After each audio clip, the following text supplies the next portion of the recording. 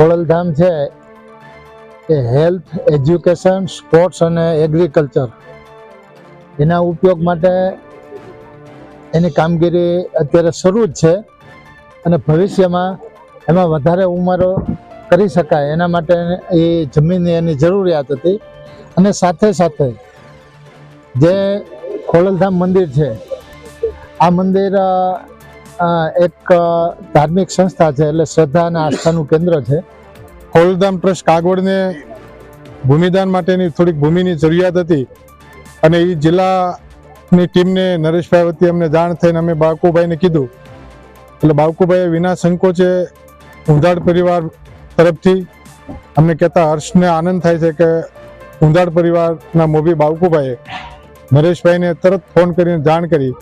કે અમારા પરિવાર તરફથી હું 61 વીઘાનું ભૂમિદાન ખોડલધામનું અર્પણ કરું છું.